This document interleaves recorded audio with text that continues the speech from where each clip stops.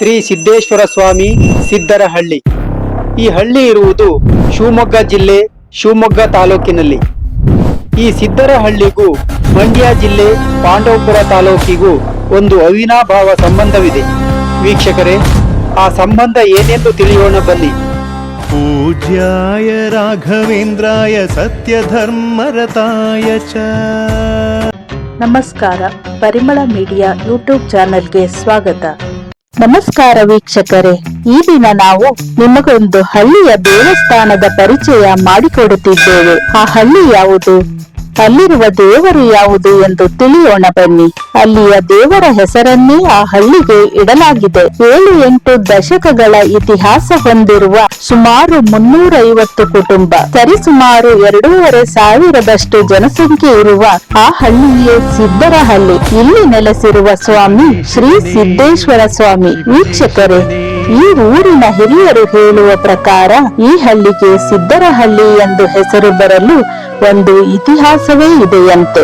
ಸುಮಾರು ದಶಕಗಳ ಹಿಂದೆ ಈ ಜಾಗದಲ್ಲಿ ಸಿದ್ಧರು ವಾಸವಾಗಿದ್ದು, ಅವರ ಕಾಲಾನಂತರದಲ್ಲಿ ಸಂಪೂರ್ಣ ಪಾಳು ಬಿದ್ದು ಆ ಊರು ದಟ್ಟ ಕಾಡಾಗಿ ಬೆಳೆಯುತ್ತದೆ. ತದನಂತರದಲ್ಲಿ ತುಂಗಾ ನದಿಗೆ ಆಣೆಕಟ್ಟು ಕಟ್ಟುವ ಕೆಲಸಕ್ಕೆ ಗಾಜನೂರಿಗೆ, ಮಂಡ್ಯ ಜಿಲ್ಲೆ ಪಾಂಡವಪುರ ತಾಲೂಕು ಚಿನಕುರಳಿ ಹೋಬಳಿಯಿಂದ ಬಂದ ಒಂದು ಕುಟುಂಬ ಉಳಿದುಕೊಳ್ಳಲು ಈ ಪ್ರದೇಶದಲ್ಲಿ ಒಂದು ಗುಡಿಸಲು ಕಟ್ಟಿಕೊಳ್ಳುತ್ತಾರೆ. ತದನಂತರ ಒಂದು ಗುಡಿಸಲಿದ್ದ ಆ ಜಾಗಕ್ಕೆ ಅವರ ಸಂಬಂಧಿಕರ ಇನ್ನೊಂದು ಕುಟುಂಬ ಬರುತ್ತದೆ. ಹೀಗೆ ಇನ್ನೂ ಹಲವು ಕುಟುಂಬ ಬರುತ್ತವೆ. ದಟ್ಟ ಕಾಡಾಗಿದ್ದ ಆ ಜಾಗ ಕ್ರಮೇಣ ನಾಡಾಗುತ್ತದೆ. ಕಾಡು ಊರಾಗುತ್ತಿದ್ದಂತೆ ಆ ಜಾಗದಲ್ಲಿ ಉದ್ಭವವಾಗಿದ್ದ ದೇವರ ಕಲ್ಲು ಹಳ್ಳಿಗರ ಗಮನ ಸೆಳೆಯುತ್ತದೆ. ಹಿರಿಯರೆಲ್ಲ ಸೇರಿ ದೇವರ ಜಾಗವನ್ನು ಶುದ್ಧಿಗೊಳಿಸಿ ಅಲ್ಲೊಂದು ಗುಡಿ ಕಟ್ಟಿ ಪೂಜೆ ಪುನಸ್ಕಾರವನ್ನು ಮಾಡಲು ಪ್ರಾರಂಭಿಸುತ್ತಾರೆ. ಮೊದಲು ಚಿಕ್ಕದಾಗಿದ್ದ ದೇವರ ಕಲ್ಲು ಕಾಲ ಸರಿದಂತೆ ಬೆಳೆಯುತ್ತಿರುತ್ತದೆ.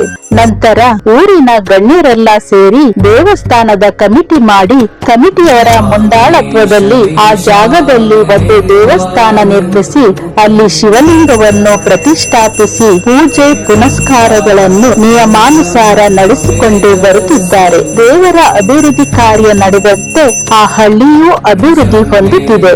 ನಮ್ಮ ತಂಡ ಆ ಹಳ್ಳಿಗೆ ಹೋದಾಗ ಆಕ್ಷನ್ ಪ್ರಿನ್ಸ್ ಧ್ರುವ ಸರ್ಜರ್ ಅವರ ಕ್ರಿಮಿನಲ್ ಚಿತ್ರದ ಚಿತ್ರೀಕರಣವೂ ಸಹ ನಡೆಯುತ್ತಿತ್ತು. ಆ ಚಿತ್ರದ ನಿರ್ದೇಶಕರಾದ ರಾಜ್ ಗುರು ಅವರ ಜೊತೆ ಆ ಊರಿನ ಹಿರಿಯರಾದ ಧರ್ಮೇಗೌಡರು ತಮ್ಮ ಅನುಭವವನ್ನು ಹಂಚಿಕೊಂಡಿದ್ದು ಹೀಗೆ.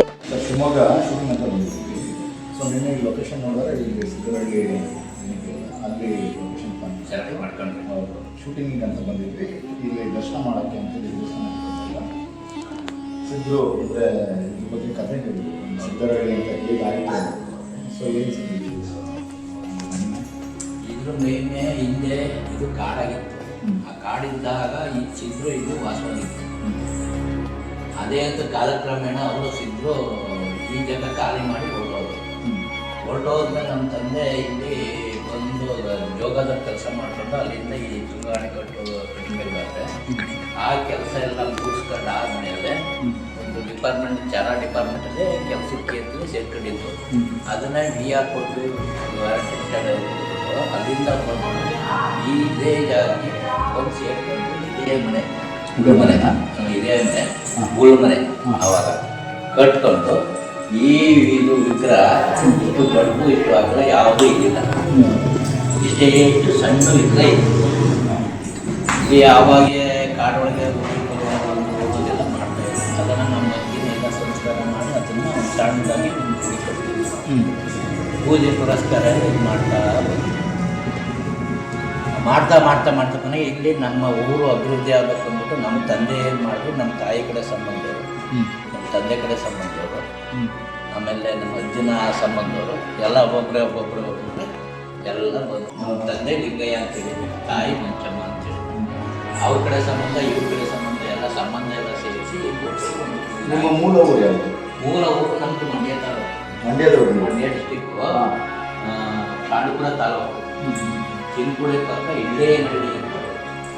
ಇಲ್ಲಿ ಒಂದು ವಿಚಾರ ನಮಗೆ ಗಮನ ಬಂದಿದೆ ಅಂದರೆ ಈ ಮನೆ ಸ್ಟ್ರಕ್ಚರ್ಸ್ ಎಲ್ಲ ನೋಡಿದ್ರೆ ಸ್ವಲ್ಪ ಮಂಡ್ಯ ಥರನೇ ಇಡೀ ಇಡೀ ಇಲ್ಲಿ ಊರಲ್ಲಿರೋದ ಪೂರ್ತಿ ಪಾಂಡವಪುರ ತಾಲೂಕು ಅಂದರೆ ಸಿದ್ದರಹಳ್ಳಿ ಇರೋರೆಲ್ಲ ಆ ಕಡೆಯಿಂದ ವಲಸೆ ಬಂದು ಇಲ್ಲಿ ಸೇರ್ಕೊಂಡಿರೋಲ್ಲ. ಯಾಕಂದರೆ ಇದು ಮಲೆನಾಡು ಭಾಗದಲ್ಲಿ ಈ ಥರ ಸ್ಟ್ರಕ್ಚರ್ ಮನೆಗಳಿರಲ್ಲ. ಸೊ ನಿನ್ನೆ ಲೊಕೇಶನ್ ನೋಡೋಕೆ ಬಂದಾಗಲೂ ನಮ್ಗೆ ಅನಿಸ್ತು ಬೇರೆ ಥರ ಇದೆಲ್ಲ ಇದು ಮಲೆನಾಡು ಥರ ಎಲ್ಲ ಒಂದು ಸ್ವಲ್ಪ ನಮಗೆ ಮಂಡ್ಯ ಬಂದಂಗೆ ಅನಿಸ್ತು. ಹೂ ಪ್ರಸಾದ ಆಗಿರುತ್ತೆ ಅಂತ ಹೇಳಿ ಅದು ಅಂದರೆ ಇಲ್ಲಿ ಬಂದು ಒಳ್ಳೇದಾಗಿರೋದು ಅಂದರೆ ಹೂ ಪ್ರಸಾದ ಆಗಿದ್ದು ಆ ಥರ ಜನಗಳು ಆಗಿದೆ ಅದು ಘಟನೆಗಳು ಯಾವುದು ಆಗಿದೆ. ಅಂದರೆ ಮುಂಚೆ ಈ ಬಗ್ಗೆ ಸರಿಯಾದ ಮಾಹಿತಿ ಇರಲಿಲ್ಲ. ಅದು ಈಗ ಇವರು ಬಂದಮೇಲೆ ಸನ್ನಿಧಾನಕ್ಕೆ ಒಂದು ಈಗ ಪ್ರಸಾದ ಬಿಡೋದು ಬಿಡೋದೆಲ್ಲ ಪೂರ್ತಿ ಹೊರಕೊಡೋದೆಲ್ಲ ನಡೀತಾ ಇದೆ, ಚೆನ್ನಾಗಾಗಿದೆ. ಇವರು ಈ ದೇವಸ್ಥಾನದ ಅರ್ಚಕರು ವೆಂಕಟೇಶ ಮೂರ್ತಿ. ದ್ವಂದ್ವಾತೀತಂ ಗಗನ ಸದೃಶಂ ತತ್ವಮಸ್ಯಾದಿಲಕ್ಷ್ಯಂ ಏಕಂ ನಿತ್ಯಮಿಮಲಮಚಲಂ ಸರ್ವದೇ ಸಾಕ್ಷೀಭೂತಂ ಭಾವಾತೀತಂ ತ್ರಿಗುಣರಹಿತಂ ಸದ್ಗುರುಂ ತಂ ನಮಾಮಿ. ನನ್ನ ಹೆಸರು ಬಂದು ವೆಂಕಟೇಶ ಮೂರ್ತಿ ಅಂತ. ನಾನು ದೀಪಾಂಜನಗರದಲ್ಲಿ ಪಂಚಮುಖಿ ಗಣೇಶನ ದೇವಸ್ಥಾನದಲ್ಲಿ ಅರ್ಚಕರಾಗಿ ಕೆಲಸ ಮಾಡ್ತಾ ಇದ್ದೆ. ಮತ್ತು ಇಲ್ಲಿ ಧರ್ಮೇಗೌಡರ ಮಗಳಿದ್ದಾರವರು ಲಕ್ಷ್ಮಿ ಅಂತ, ಶ್ರೀಲಕ್ಷ್ಮಿ ಅಂತ. ಅವ್ರ ಮನೆಗೆ ನಾನು ಸಂಕಷ್ಟ ಚೌತಿ ಪ್ರಸಾದ ತಗೊಂಡು ಹೋಗಿದ್ದೆ. ನಮ್ಮೂರಿಗೆ ಒಬ್ಬ ಅರ್ಚಕರು ಬೇಕು ಅಂದರು. ಆಯ್ತು ಅಂದ್ಬಿಟ್ಟು ಒಂದು 2 ತಿಂಗಳು ಟೈಮ್ ತಗೊಂಡು ಮತ್ತೆ ಬಂದೆ ಇಲ್ಲಿಗೆ. ಸಿದ್ದರಹಳ್ಳಿ ನೋಡಿರಲಿಲ್ಲ ನಾನು. ತದನಂತರದಲ್ಲಿ ಇಲ್ಲಿ ಬಂದು ಒಂದು ದಿವಸ ಸುಮ್ಮನೆ ನೋಡ್ಕೊಂಡು ಹೋದೆ. ನನಗೇನೋ ಒಂದು ರೀತಿ ಮಾನಸಿಕವಾಗಿ ವೈಬ್ರೇಟ್ ಆಯಿತು. ಇಲ್ಲಿ ಸತ್ಯ ಇದೆ ಅಂತ ಗೊತ್ತಾಯಿತು. ಮತ್ತು ಇದೇ ಜಾಗದಲ್ಲಿ ಕುಂತಿದ್ದಾಗ ಸಿದ್ಧರು ಬಂದು ನನ್ನ ಸುತ್ತುವರೆದು 1 ತಿಂಗಳು ಟೈಮ್ ತಗೊಂಡು ಮತ್ತೆ ಬಂದು ಇಲ್ಲಿ ಅರ್ಚಕರ ಕೆಲಸ ಮಾಡ್ತಾರೆ. ಇಲ್ಲಿ ಬಂದಮೇಲೆ ದೈವ ಕೃಪೆ, ಮನೆ ಫ್ರೀ ಕೊಟ್ಟಿದ್ದಾರೆ, ಸಂಬಳ ಕೊಡ್ತಾರೆ, ಕೆಲಸ ಮಾಡ್ಕೊಂಡು ಹೋಗ್ತಾರೆ. ಅವನ ಆಶೀರ್ವಾದ ಎಲ್ಲರಿಗೂ ಇರಲಿ ಅಂತ ನಾನು ಕೇಳ್ಕೊಳ್ಳೋದು. ಸರ್ವೇ ಜನ ಸುಖಿನೋ ಭವಂತು, ಸರ್ವೇ ಸಂತು ನಿರಾಮಯ, ಸರ್ವೇ ಭದ್ರಾಣಿ ಪಶ್ಯಂತು ಮಾ ಕಶ್ಚಿತ್ ಭಾಗವೇ ಲೋಕಾ ಸಮಸ್ತ ಸುಖಿನೋ ಭವಂತು. ಓಂ ಶ್ರೀ ಸಿದ್ದೇಶ್ವರ ಸ್ವಾಮಿ. ಸಂಪೂರ್ಣ ಮಂಡ್ಯ ಜಿಲ್ಲೆ ಪಾಂಡವಪುರ ತಾಲೂಕಿನ ಚಿನಕುರುಳಿ ಗ್ರಾಮದ ಅಕ್ಕಪಕ್ಕದ ಹಳ್ಳಿಯನ್ನೇ ಹೋಲುವ ಈ ಸಿದ್ದರಹಳ್ಳಿ ಇರುವುದು ಶಿವಮೊಗ್ಗದಿಂದ ಕೂಗಳತೆಯ ದೂರದಲ್ಲಿ. ಅಂದರೆ ಶಿವಮೊಗ್ಗದಿಂದ 10 ಕಿಲೋಮೀಟರ್ ದೂರದಲ್ಲಿದೆ ಈ ಸಿದ್ದರಹಳ್ಳಿ. ಇಲ್ಲಿ ನೆಲೆಸಿರುವುದು ಶ್ರೀ ಸಿದ್ದೇಶ್ವರ ಸ್ವಾಮಿ. ನೀವು ಮಲೆನಾಡಿನ ಹೆಬ್ಬಾಗಿಲು ಶಿವಮೊಗ್ಗದ ಕಡೆ ಹೋದರೆ ಈ ಸಿದ್ದರಹಳ್ಳಿ ಶ್ರೀ ಸಿದ್ದೇಶ್ವರ ಸ್ವಾಮಿಯ ದರ್ಶನ ಮಾಡಲು ಮರೆಯಬೇಡಿ. ಎಲ್ಲರಿಗೂ ಆ ಶ್ರೀ ಸಿದ್ದೇಶ್ವರ ಸ್ವಾಮಿ ಒಳಿತನ್ನು ಮಾಡಲಿ. पूज्याय राघवेन्द्राय सत्यधर्मरताय च। ನಿಮಗೆ ಈ ವಿಡಿಯೋ ಇಷ್ಟ ಆಗಿದ್ದಲ್ಲಿ ನಮ್ಮ ಪರಿಮಳ ಮೀಡಿಯಾ ಯೂಟ್ಯೂಬ್ ಚಾನೆಲ್ ಅನ್ನು ಸಬ್ಸ್ಕ್ರೈಬ್ ಮಾಡಿ, ಲೈಕ್ ಮಾಡಿ, ಶೇರ್ ಮಾಡಿ, ಕಮೆಂಟ್ ಮಾಡಿ. ಧನ್ಯವಾದಗಳು.